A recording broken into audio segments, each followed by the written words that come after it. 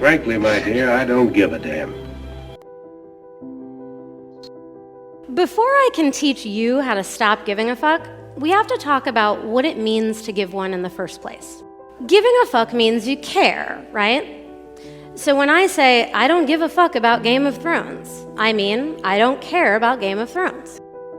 Now let's take the concept a step further, and let's define your fucks as your time, energy, and money.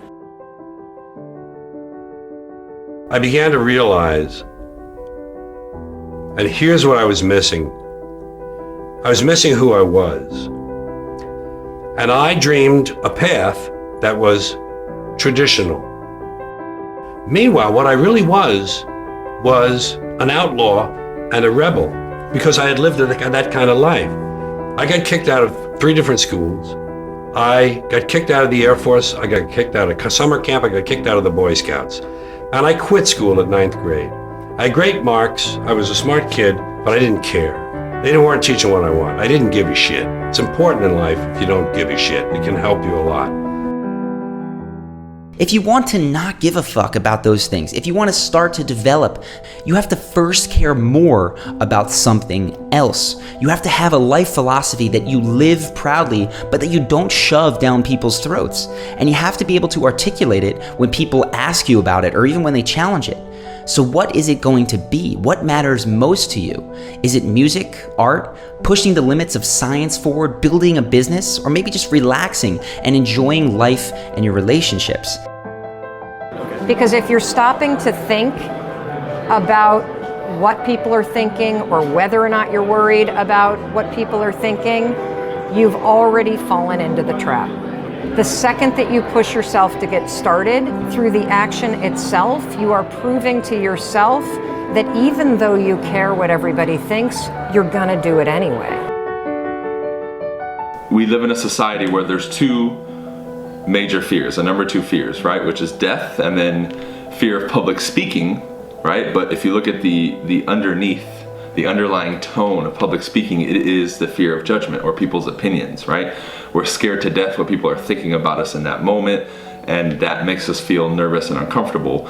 Well, there's a lot of things I can talk about. Now, the first thing is you have to remember that from our youth, from when we're born all the way through school and everything, we're always taught, be a good little boy. You don't understand it and you don't see it, all right?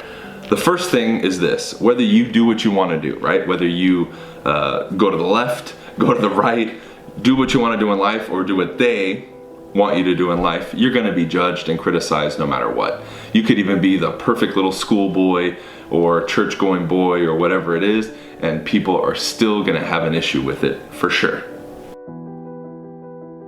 You do it because you feel obligated and guilty. You are psyching yourself out of a perfectly fine response, no, before you even try it. Most people just don't think this stuff through.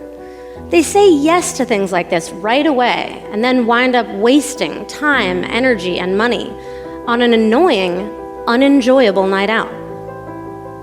You waste even more time and energy just dreading the party a week beforehand. No thanks, can't make it. This is how you stop spending time you don't have with people you don't like, doing things you don't want to do. You'll be less busy, less burdened, less annoyed. So I didn't give a shit. And I was that kind of person. I was one who swam against the tide of what is expected and what the establishment wants from us. I encourage you to sit and actually write this out, because if you don't have a life philosophy, one will be given to you by people that are trying to sell you something. Write out what matters, what doesn't, and what choices you are going to make to live in integrity with those beliefs. After all, anyone can say that something is important to them, but it means nothing if their actions don't reflect that. So by virtue of that, we kind of walk around with this like, oh my God, what are people thinking about me? But the average person is so caught up in their own world, even if they wanted to give you that assessment and quote judge you or criticize you and care about you, they're too worried about themselves, man. So when I started like piecing off Stretch yourself, right? Do one thing you normally wouldn't do. Like if you're scared of making a Facebook post of something that might be considered controversial, do it. Do it. Do it. Because guess what?